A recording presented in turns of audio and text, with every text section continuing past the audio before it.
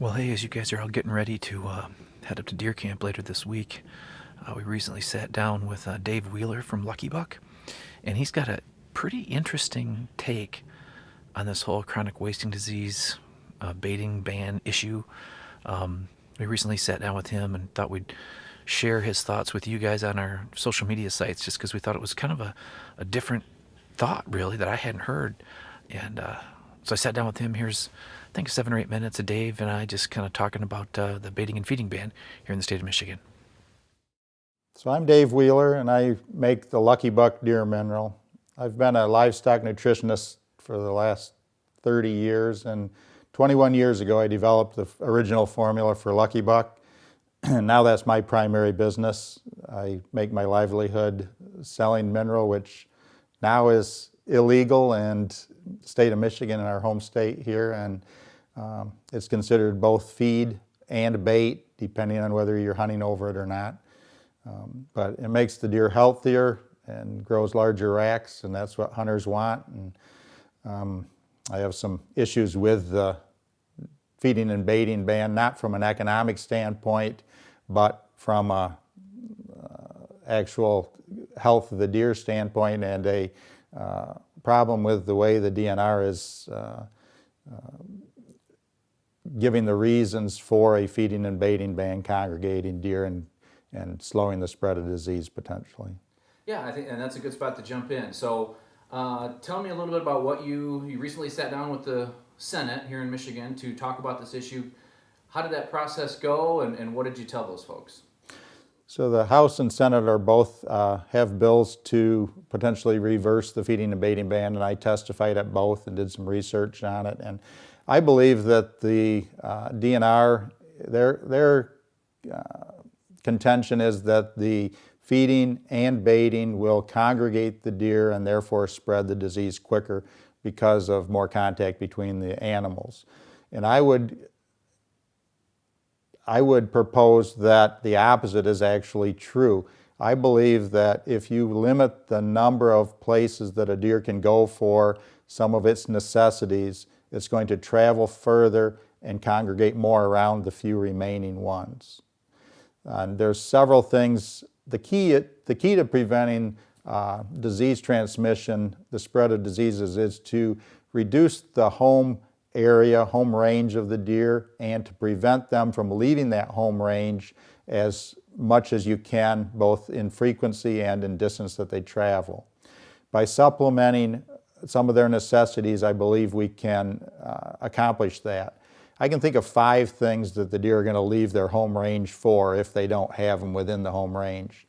For food, for water, for mating, for cover, whether it's protection from predators or weather or hunting pressure, and for sodium. And most people won't think of sodium as one of those limiting factors, but they definitely do travel for additional sodium.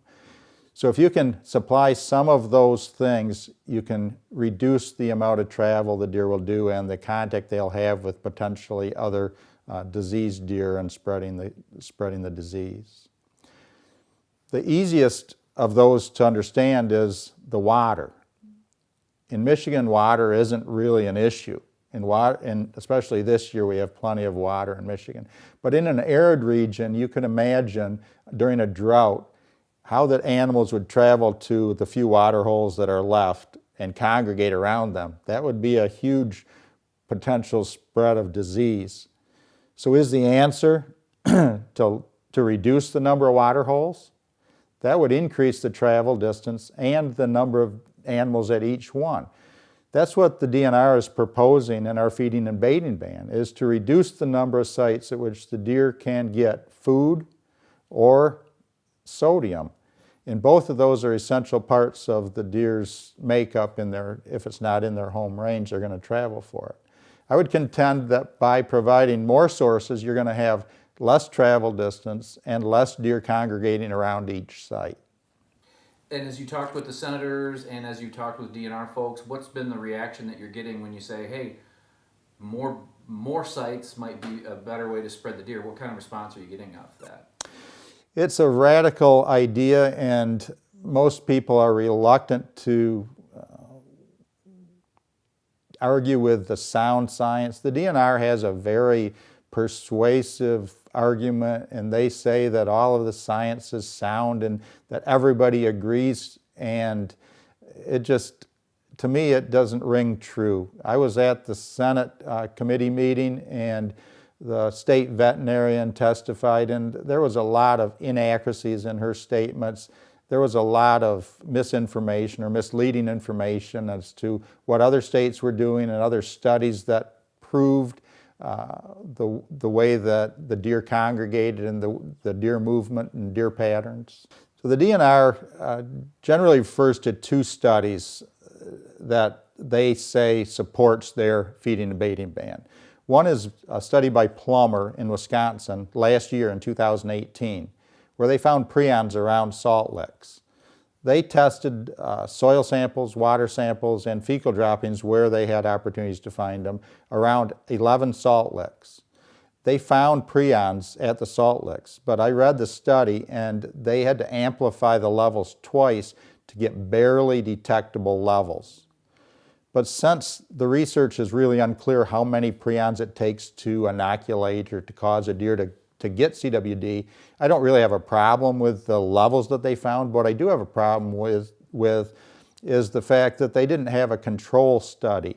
Any elementary science experiment has a control. They never pulled any samples, or don't list them anyway in the study, of what the levels were in a random spot on the landscape or under an apple tree or along a main trail to compare whether that level is indeed more or less than at the sodium sites. Now, the salt licks that they used, they had 11 salt licks and 9 of them were man-made. 2 of them were natural. The other problem I have is they didn't address what would happen to the 2 natural sites if the other 9 were eliminated. The levels would have almost certainly gone up, confirming my point that the more sites you have, the less concentration you'll have around each one, and the less travel distance you'll have to get to each site, therefore reducing the spread of CWD. I would encourage people to give this consideration, this theory, whether you believe it or not, whether you endorse it or not. Discussion is what makes a decision stronger. If it can stand the debate, I want to debate this issue. I want to present this issue as an alternative to what has been considered sound science.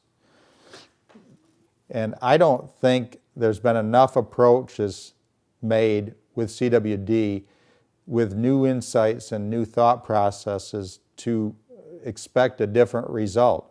There has never been an approach that's been successful.